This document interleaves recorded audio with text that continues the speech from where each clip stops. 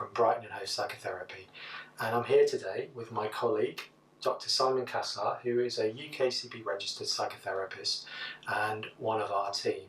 Simon has kindly agreed to join us today to answer what I think is a really complex question, and the question is, what exactly is existential psychotherapy? So welcome, Simon. Thank you, Mark. Thanks for coming along today, Simon, and giving up some of your precious time. You're here to hopefully enlighten us as to what exactly is existential psychotherapy. That's a good question, Mark. Existential psychotherapy is a way of working where we look at the world from quite a philosophical perspective. So we're really interested in where do you find meaning in your life? What is it that brings meaning? How do you source that meaning? How do you position yourself in terms of choice and responsibility? How do you position yourself in terms of your own mortality, your views towards death? The impermanence affects all of us.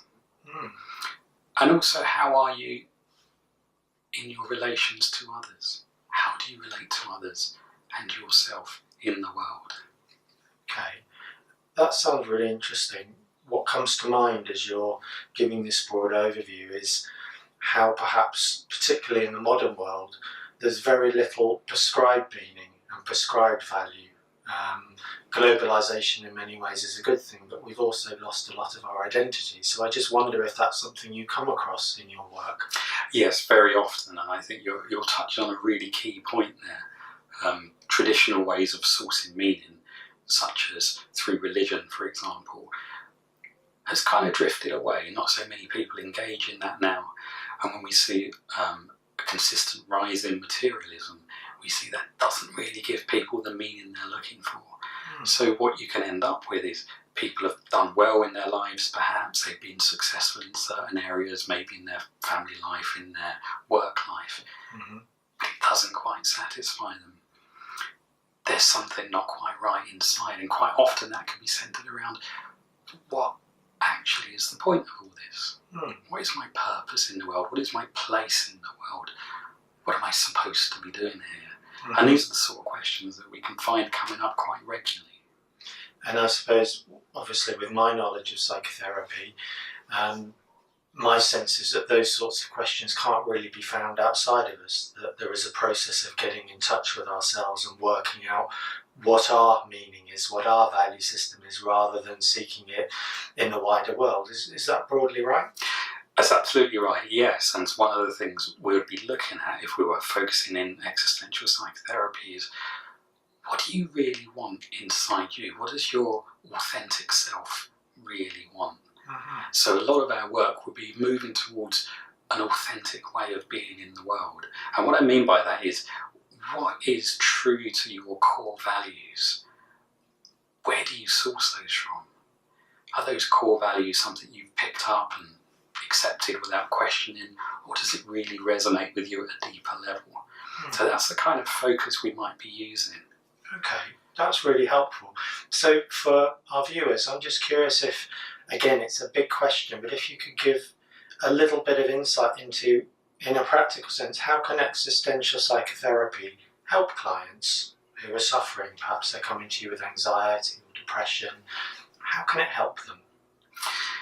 Again, it's a very good question. And one of the things we'll be doing is looking at how to face anxiety, for example, how to face depression, and not so much how to avoid it. Because philosophically we can say both depression and anxiety are actually unavoidable parts of life. Obviously at times they can become overwhelming, so we can no longer function in the world. But what we need to be looking at is, how can I actually stand firm in the face of my anxiety? How can I bear this and cope with this without resorting to other measures, say perhaps drink or drugs or whatever you might need to escape from that? And as well as that, we would also be looking at, do I need to make some practical changes in my life? Are there things I actually really need to do? So it's a kind of a twofold approach there. One, a very inner emotional approach of, how can I build that resilience and a way of facing anxiety? And another side of it would be, what changes do I actually need to make in my life so this anxiety isn't so much? That's an excellent answer, and it brings to mind for me some of these terms which can be confusing for people around existential thought and theory and psychotherapy, such as being in the world or being authentic. And I think that's what you're saying. To be a human being and to be authentic means to actually accept that anxiety is part of our core condition. Is that right? Absolutely. Anxiety is part of our evolutionary process. Anxiety tells us something. It's a fear of something unknown. We can't get away from that. But what we can do is learn to face it, learn to understand it, learn to recognise it, and see what it tells us. So if we're very anxious about an upcoming event, maybe it tells us something about our own level of self-worth or how much we believe in ourselves. And actually maybe it's just really healthy that we will be anxious about an upcoming event. Why wouldn't we be?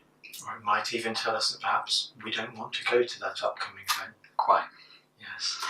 So I just wanted to pick up on something you said a little bit earlier, because one of the, I think, confusing elements of existentialism, as perhaps many people think about it, is that it's this sort of nihilistic approach, that there is nothing, we are essentially just here on the planet and then we die.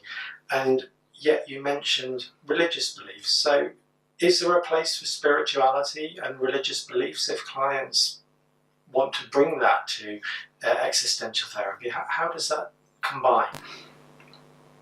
In existential philosophy, we can see two quite opposing views when it comes to spirituality and religion, if I bring those terms together. And one is that quite nihilistic stance you've talked about, where spirituality or religion is, to be fair, quite dismissed. And that nihilistic view comes out that we're born, there is no meaning to our lives, we live and we die. And anything spiritual or religion is just a way of avoiding the anxiety of that. Death anxiety as such. Exactly, yes, it's a way of avoiding death anxiety.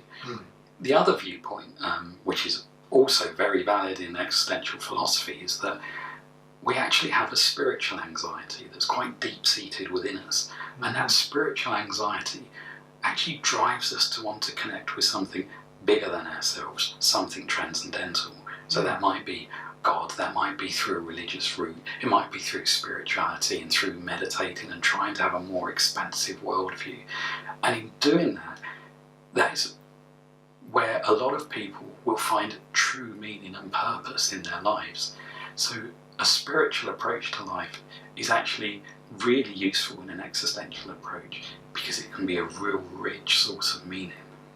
That makes sense. So I think part of what you're saying, if I've understood correctly, is that this isn't about prescribing meaning or giving meaning to clients, but it's helping them discover what gives them a deeper connection to themselves and perhaps a deeper connection to life, whether that is something as simple as walking with their dog in the woods and being in communion with nature and the unknown. And perhaps that's at the core of this, is how do we accept the unknownness of life? Yeah, exactly. And what we're really looking for is, what is the true, authentic meaning for that individual person? Right. And for each person, it will of course be different. Well, thank you. Overall, it sounds like a very empowering approach, an empowering therapeutic approach to life. Yeah, absolutely. So, Simon, sadly, we don't have any more time. If viewers want to contact you, if they want to find out more about your work, or indeed want to book an appointment to come and see you, can you just let them know how they can get in touch with you? Yes, of course. So I have two clinics, one in Hove and one in Lewes, and both of them are with Brighton Hove Psychotherapy. So going onto that website, you'll find my profile there, and you can contact me through that website. Excellent, that's really helpful. And also for viewers, I think you've written quite a number of blogs which give more detail, don't they, about existential psychotherapy. Excellent. Well, thank you very much for your time. Thank you.